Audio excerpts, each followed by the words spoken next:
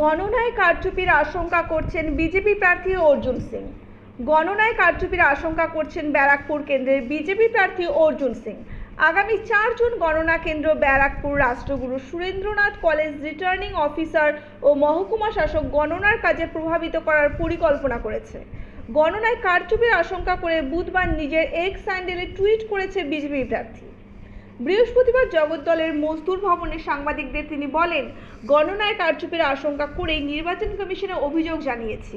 তার অভিযোগ, returning officer ও মহকুমা শাসক দলের বিধায়ক ও পুর প্রধানদের গণনা কেন্দ্রে ঢুকিয়ে গণনার কাজ প্রভাবিত করতে পারে। আর তৃণমূল প্রার্থীর এক ঘনিষ্ঠ ঠিকাদার বিল্টু লাহোরি যাতে গণনা কেন্দ্রে ঢুকতে না পারে সেটা নির্বাচন কমিশনের জানানো হয়েছে। মহকুমা শাসকের সঙ্গে যোগসাজশ করে ওই ঠিকাদার রান্নার কাজে দুষ্কৃতীদের ঢোকানোর চেষ্টা করছে। আমি দিয়েছি যে ইলেকশনের কাউন্টিংয়ের দিন তৃণমূল শাসক দল প্রশাসনিক লোকেদের নিয়ে ভোট প্রভাবিত করতে পারে। 2021 সালে আইপ্যাককে সঙ্গে নিয়ে যুক্ত হয়ে আরও এসডিও এরা ইলিগালভাবে যাদের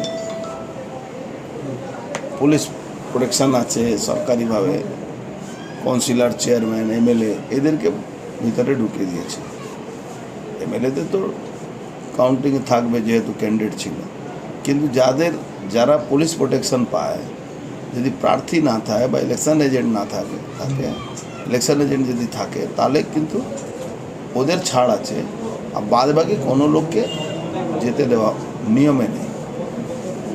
কিন্তু 2021 সালে আইপ্যাকের সঙ্গে হাত মিলিয়ে এসডিও, বিডিও, এসডিও, ডিএমরা এই ধরনের কাজ করেছে। আমি ইলেকশন কমিশনকে বলেছি, অ্যাজ পার রুল এদের যারা পুলিশ প্রোটেকশন পায় যাতে এরা কেউ বুথে কোনো কাউন্টিং এজেন্ট বা এআরও যে পার্টি এআরও থাকে এরা যাতে না দিতে পারে।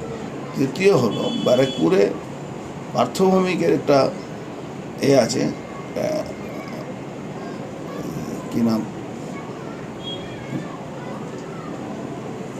ডেকোরেটর আছে, যে রান্না টান্না করে, যে কন্ট্রাক্টর আছে বিল্টু বলে, সে ওখানে এসডিওর সঙ্গে লাইন আপ করছে রান্না টান্না যে হয় অফিসারদের খাওয়াবার জন্য, তার ওর ঠিকানা নিয়েছে। ও যাতে না ঢুকতে পারে, কেন ও একটা পলিটিক্যাল লোক, আর ভিতরে যাতে কোনো লোক না ঢুকতে পারে।